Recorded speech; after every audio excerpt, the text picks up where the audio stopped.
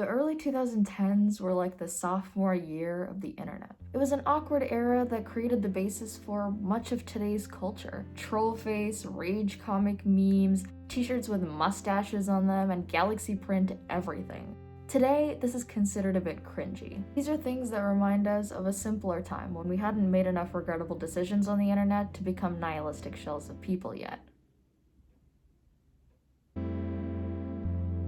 If you liked video games, you might have helped kickstart PewDiePie's career. If Tobuscus was more your taste, you were chanting, I have to mute this part, but you know how it goes. Nugget biscuit, nugget and a biscuit. Yeah. The makeup community was also beginning to find its roots, with creators like Michelle Phan taking the platform by storm. I remember trying to copy the cool nail art videos that I saw on YouTube with the only nail polish that I had. It was like the shitty Jelly Belly nail polishes or something.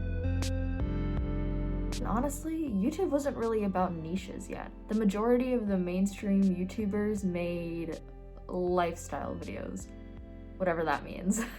To be fair, it was a really good model. You get a bunch of influencers that vaguely look like each other and add up their boring qualities into something that is vaguely interesting. Conventional attractiveness and a cute British accent definitely help, especially in the case of controversy, which there seem to be a lot of for otherwise ordinary people. Honestly, this is just scratching the surface of the bad things that the internet had to offer around this time. But if you've read the title of this video, that's not what I'm here to talk about. Maybe for another video. For some reason, I've always found myself really drawn to the early 2010s. Like, you know those hats with the ear flaps that come all the way down into pockets? I would sacrifice my firstborn child to wear that out when it was popular. Infinity scarves, chevron print, galaxy leggings. I don't give a shit how cringy it is. Give it to me, I'll wear it. And imagine reading webcomics like Homestuck and drinking Faygo, or playing fucking Flash games on Newgrounds, or playing Skyrim when it came out, or like Minecraft on the Xbox 360. I was actually scared of playing video games as a child, so I preferred to watch other people play. It was really weird. I was hooked on creepypastas like Jeff the Killer and Slender Man. I watched Happy Tree Friends and Salad Fingers among the viral shock videos that went around like 2 girls, 1 cup. But for some reason, dying in Minecraft was like the scariest thing compared to all of those things. I don't think I made it past the tutorial on the Xbox 360. Going to conventions was a really big deal back then too. Oh, the things I would give to go to PAX or VidCon in 2013. Being 10 years old, I didn't really have a means of going to Coachella or Warped Tour or like Comic-Con or anything. Going to events like these when they were just beginning to be popular. There were games like Can Your Pet and Happy Wheels, which derived their humor from their shock value and gore. It was a really interesting time to be growing up, let me tell you. I mentioned Warped Tour earlier. I wanted to go to Warped Tour so bad.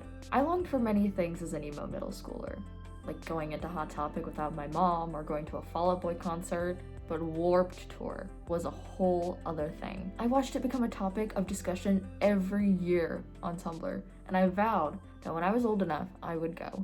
But now...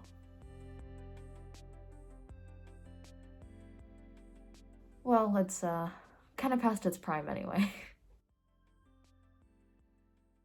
And then you have the rise of the SJW and anti-SJW movement. And you can kind of see that as one movement occurs, the other is kind of reactionary to it. I remember being a part of this whole thing as a 12-year-old that spent too much time on Tumblr. And it was really weird because I remember that the world was a lot less of an accepting place just a decade ago. Being openly queer at school was not the same as it is now. I found solace in Tumblr because of its support for LGBT+ people, despite the fact that it was toxic and an SJW shit show. People used to think that saying LGBTQIA was too many letters, or that people were just making up too many genders. It gave me a social awareness of sorts, but it was too much too young. Tumblr sat in its own corner for the most part. It harbored all the weird kids that liked reading too much and never learned how to interact socially. It's me, I'm just projecting at this point. I think someone that embodies the Tumblr identity really well is Dan Howell, or as it was back in the day, Dan is not on fire. His existentialism and self-deprecating humor really appealed to a lot of people, including myself, and it set him apart from the other lifestyle YouTubers. His channel was like a little corner of Tumblr on YouTube. He really did carry a whole generation of awkward queer kids forward, including myself. I'm glad to have been included in that, but again, I just wish I was a little bit older.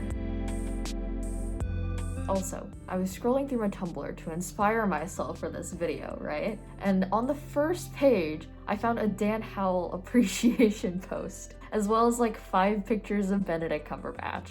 I was really obsessed with Sherlock as a child. Another thing, raccoon tails.